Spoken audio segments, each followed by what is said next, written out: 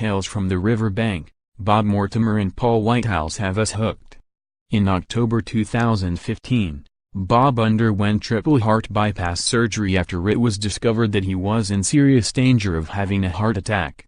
Paul had also had heart problems some years ago and needed 3 stents, tubes that widen out a narrowed artery, when heart disease was discovered. They were old mates who'd lost touch, and Paul had the idea to rekindle their friendship by making a fishing show. We meet the pair at a London club to talk about it, and they're like 2 old mates down a pub, swearing a bit, telling funny stories and talking over each other. There's also a bit of heart disease banter. "I've got 3 stents, which is not as extreme as Bob's condition," says Paul. "Yep," says Bob proudly. "He's so competitive," replies Paul. "Not about fishing, about heart disease." They wanted to give Bob stents, but they had to open his chest. Paul mimes starting up a chainsaw and they both laugh. Paul, 60, describes his ideal for the show. "We are old friends and we both had heart problems, and I was a bit further down the line of recovery when I heard about Bob. So I had the idea to be his designated stent buddy of the comedy world. I've been fishing most of my life and thought it was a good way of getting Bob out. It was a humorous idea of these 2 old idiots behaving like children. The jeopardy was that we might drop dead at any moment on the riverbank." Over 6 episodes, the comedians lark about and chat as they fish in bucolic British destinations.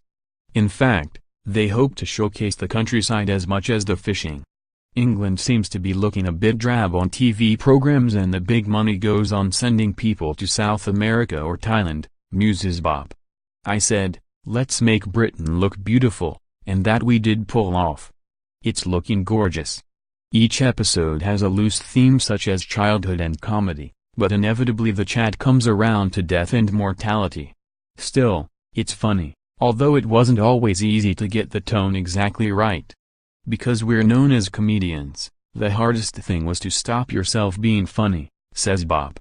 "At times I felt we were falling into the trap of we've got to be hilarious. Our show is more Great Canal Journeys, with Timothy West and Prunella Scales, than The Trip, with Steve Coogan and Rob Brydon. Along the way they camp out and Bob cooks heart-healthy meals for Paul, one of which is a pizza with a base made of grated cauliflower. I thought it would be a disgrace, but it was really nice," says Paul. "We thought we might be able to knock out a heart-healthy cookbook and rake the money in, but nobody's offered us anything like that." Paul and Bob, who broke through as comedians in the 90s, have known each other since Paul wangled an introduction through Comedy Mates. "I was a big fan of Vic Reeves' Big Night Out," says Paul. "I was embarrassing. Harry, Enfield, used to go, 'Shut up,' when I would spout their catchphrases at him." On a more serious note, the men agree that having heart problems has made them prioritize what's important in life. "When you have an incident like that, you feel like this is the final stage of your life," explains Bob, 59. "It prompted him to get busy on his career bucket list. He had always wanted to make a football program and has now started a football podcast. Ultimately, Godfishing is a gentle exploration of middle age, with 2 naturally funny men at its center talking about important stuff, as well as a lot of nonsense. We just want it to be, this is what 2 old blokes being friends is like," smiles Bob.